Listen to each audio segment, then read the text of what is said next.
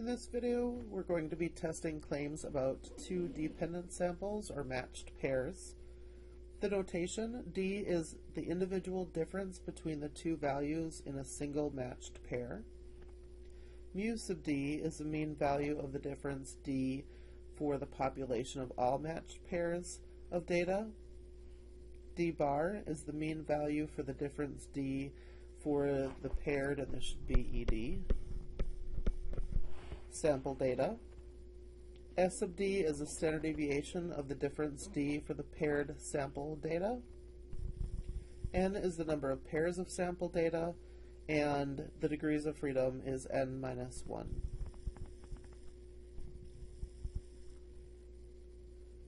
Our test statistic is T equals D bar minus mu sub D divided by the S sub D over the square root of n. Here, mu sub D is almost always going to be 0. We're going to need the same sort of things that we've needed for all of our other hypothesis tests: a statement of our null and our alternative hypothesis, a graph, a statement of either reject or fail to reject the null, and a conclusion statement. The error formula when we're doing our confidence intervals is T sub alpha over 2 times S sub D over the square root of n. If you want to use your calculator to do these calculations, then you're going to want to do a few special things. If you have data that you're using and you actually have to calculate differences, the easiest way to do this is to enter your data into L1 and L2.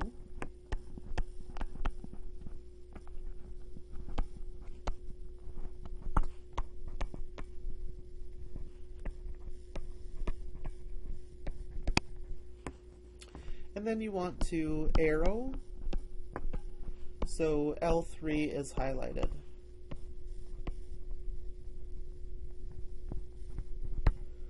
So just like when you're clearing data out, you would highlight L1 or L2 or whatever list you're clearing out, then you push clear enter. So you want to have it highlighted like that and then hit enter. And then you can actually type a formula in there so that the calculator will actually calculate the differences for you and put them in L3. So in order to do that, once you arrow so that L3 is highlighted and hit enter, then you're going to want to push second 1, this is for L1, and then minus, and then press second 2 for L2, and then hit enter. And L3 should then automatically populate with the difference, L1 minus L2. Now, if you want to perform the hypothesis test with your calculator, you can do both from data, or you can do it from summary statistics. It will let you choose. You would go to Stat, Tests, and then you want t-test. And this is exactly the same t-test that we've done before, so you would do it exactly the same way. You'll need to give it the mean and select an alternative. On my calculator, I have to choose whether I'm using data or whether I have summary statistics, and then if I'm using data, I have to tell it what mu sub 0 is, so that's almost always going to be 0.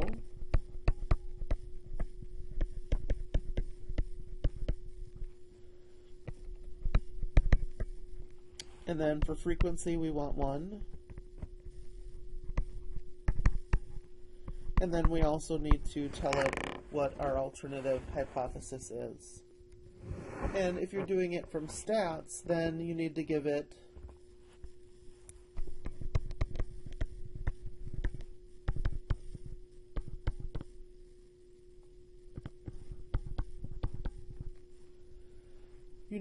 mu sub 0. That's going to be 0 all the time. You'll need to tell it what x bar is. This is the same as d bar. So this is now the d bar value. Sx, that's our S sub d that you'll need to enter in. You'll need to give it n, and then also tell it what the alternative hypothesis is. So if you want to use your calculator to do a confidence interval, again, you're going to want to go to Stat, Tests, and then it's T interval.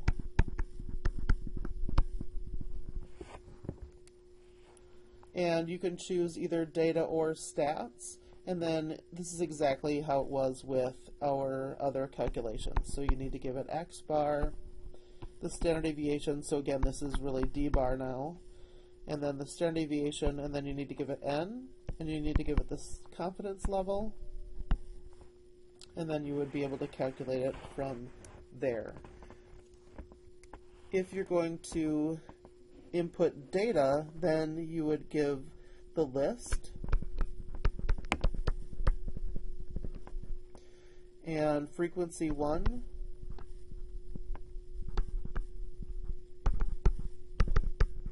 so here we would choose L3 for our list. You need to give it your confidence level, and that would be it for that. So now let's go to our first example. Listed below are systolic blood pressure measurements in millimeters of mercury taken from the right and left arms of the same women. We want to use a 0.01 significance level to test for a difference between the measurements from the two arms. So our claim is a little different than what we've had before. Now the claim is that there is a difference. So that would mean that this difference, mu sub d, is not equal to 0.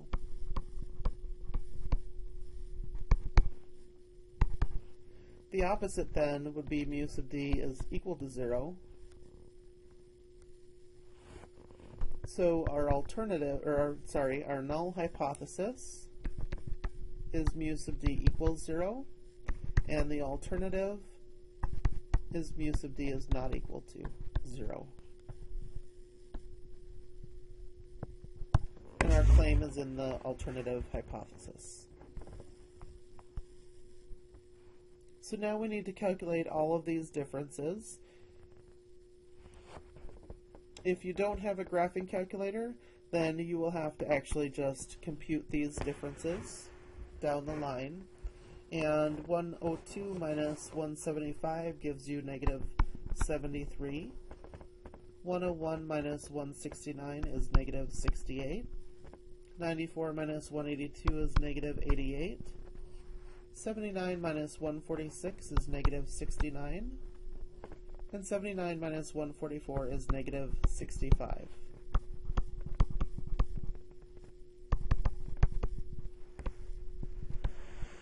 Even if you don't have a graphing calculator, you're still going to want to enter this data into your calculator so that you can have your calculator produce the mean and the standard deviation. If you enter this into your calculator, the mean that you should get from this set of differences is negative 72.2. The standard deviation is 9.1, and we have 5 pairs of data. So n is equal to 5. Now we can calculate our test statistic t. That's equal to d bar minus mu sub d over s sub d over the square root of n. So that's negative 72.2 minus 0 divided by 9.1 over the square root of 5. Plugging this into your calculator, you get negative 17.34.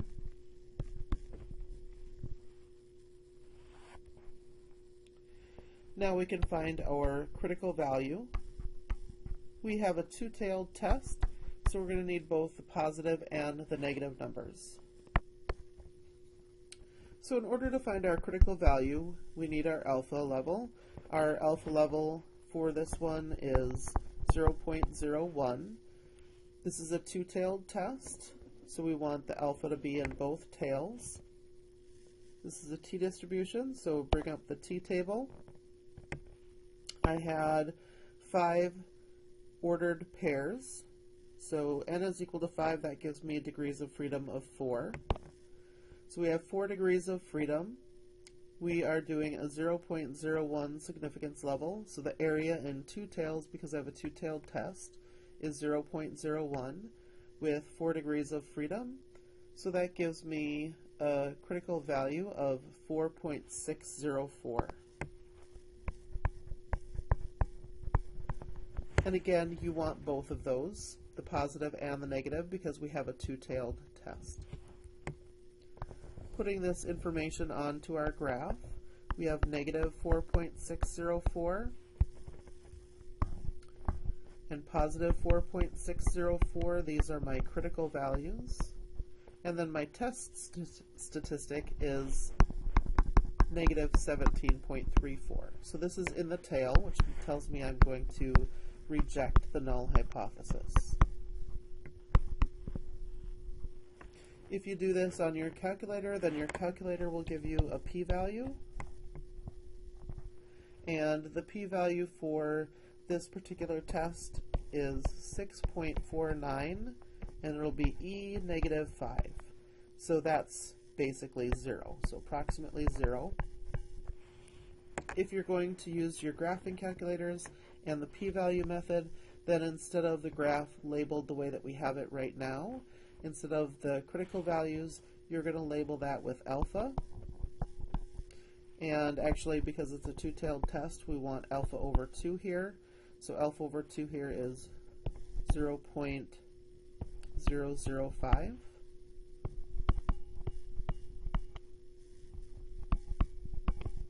And instead of your test statistic, it would be your p-value.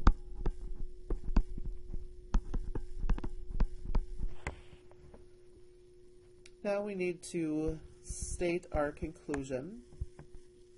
So we are rejecting the null hypothesis. If we're rejecting the null, that's basically like accepting the alternative. And if we're accepting the alternative, we're also accepting our claim, which means that we have sufficient evidence to support our claim. Our conclusion is that there is sufficient evidence to support the claim that there is a difference between the systolic blood pressure measurements from the right and left arm. Next, we want to create a confidence interval. The error equation for this confidence interval is t sub alpha over 2 times s sub d divided by the square root of n. We use the t sub alpha over 2 that we calculate, or that we found up above from our hypothesis test. That was 4.604. The standard deviation is 9.1 and n was 5. Plugging this into your calculator, you get 18.737. And we're going to subtract this from d bar and add it to d bar. So negative 72.2 minus 18.737 gives you negative 90.937, and negative 72.2 plus 18.737 gives us negative 53.463. So our confidence interval is negative 90.937 up to negative 53.463. So again, this confidence interval would draw us to conclude that there is a difference between the left and the right arm, because 0 is not in the confidence interval. Also, if you do this in your calculator, then you'll get a slightly different confidence interval. You would get negative 91.37 and negative 53.03. So sometimes the calculators give you slightly different answers, and I will accept both answers on both the worksheet and on your exam. Also, my stat lab will accept either answer as well. In this example, the author recorded actual temperatures in degrees Fahrenheit, along with the temperatures degrees Fahrenheit that were predicted 5 days earlier. Results are listed below. Construct a 99% confidence interval estimate of the mean of the population of all actual over forecast differences, and what does the result suggest about the accuracy of the forecasted temperatures. If you have a graphing calculator, you're going to enter the actual height into L1 and the forecasted into L2, and then you want the differences in L3. If you don't have a graphing calculator, then you will need to calculate the differences, and then you're going to enter that data into your calculator so that you can find the mean and the standard deviation. The difference from 80 to 80 is 0. 73 minus 79 gives you negative 6. 78 minus 79 gives you negative 1. 73 minus 78 gives you negative 5. 82 minus 73 gives you 9. 81 minus 79 is 2. 74 minus 70 is 4. And 62 minus 69 is negative 7. So again, you're going to enter those data values into your calculator so that you can find the mean. The mean D bar is negative 0.5, and the standard deviation is 5.5. And we have a total of 8 data values. This is going to give us a degrees of freedom of 7. So we need to calculate our error. Error is t sub alpha over 2 times the standard deviation over the square root of n. We're doing a 99% confidence interval, and so we want an area of 0.01 in both of our tails. So here is our t-distribution. We want an area of 0.01 in the two tails, and we have 7 as our degrees of freedom, and so our t sub alpha over 2 is 3.499. And that's times our standard deviation, which is 5.5, divided by the square root of n. So that's the square root of 8. Plugging this into your calculator, you should get 6.804. So now we need to take our mean, negative 0.5, and subtract our error, 6.804. That gives us negative 7.304. And then our mean, negative 0.5, plus our error, 6.804. And that gives us 6.304. So negative 7.304 up to 6.304. If you use your calculator, then the interval that you get from that is negative 7.277, and the upper is 6.2767. So what does this say? Since 0 is in the confidence interval, we can conclude that the forecast temperatures appear to be accurate. So this means that it's possible that the difference between the two is actually 0. One more example, we want to use the sample data from 8 a.m. to 12 a.m. on day 1, and this is in data set 3 in Appendix B, to test the claim that there is no difference between body temperatures measured at 8 a.m. and at 12 a.m. And we're going to use a 0.05 significance level. So first we need to write out our claim. The claim here is that there is no difference.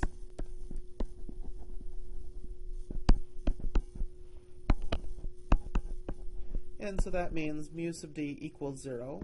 And so the opposite would be mu sub d is not equal to 0. The null then is mu sub d equals 0, and the alternative is mu sub d is not equal to 0. And the claim this time is in our null hypothesis. The test statistic t is d bar minus mu sub d divided by s sub d over the square root of n. D bar is given to us this time at 0.33 minus 0 in the numerator, and then our standard deviation is 0.7435 and the square root of 20. Plugging this into your calculator should give you 1.98. The critical value, we're going to need both the positive and the negative because it's a two-tailed test, because our alternative hypothesis is not equal to. We're using a 0.05 significance level, and our degrees of freedom is 19.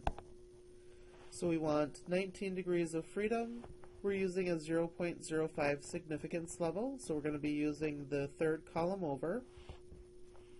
And so that gives us the critical values plus or minus 2.093.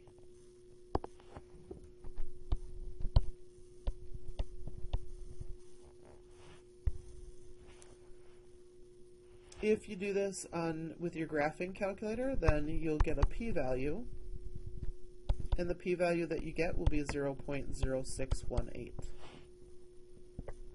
So now make our graph. Our critical values are negative 2.093 and positive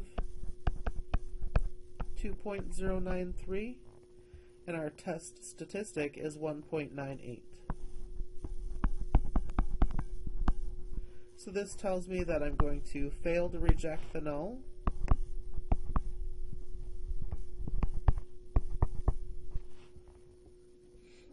If you're doing this with your graphing calculator, instead of critical values for a two-tailed test, you're going to list alpha over 2 is 0.025. And instead of having your test statistic, this would be the p-value. And our p-value is 0.0618. And if you're doing the p-value method, you compare your p-value to your significance level, and since our p-value is bigger than our significance level, then that tells you to fail to reject your null hypothesis. So we're not rejecting the null hypothesis, we're quote-unquote accepting it, but we never say that we're accepting a null hypothesis. If we're accepting that, that means that we do not have sufficient evidence to reject it. And so now we need to make our conclusion statement. So we conclude that there is not sufficient evidence to reject the claim that there is no difference between body temperatures at 8 a.m. and noon. So that's it for this video. Let me know if you have any questions, and I hope you're having a terrific day. Thanks.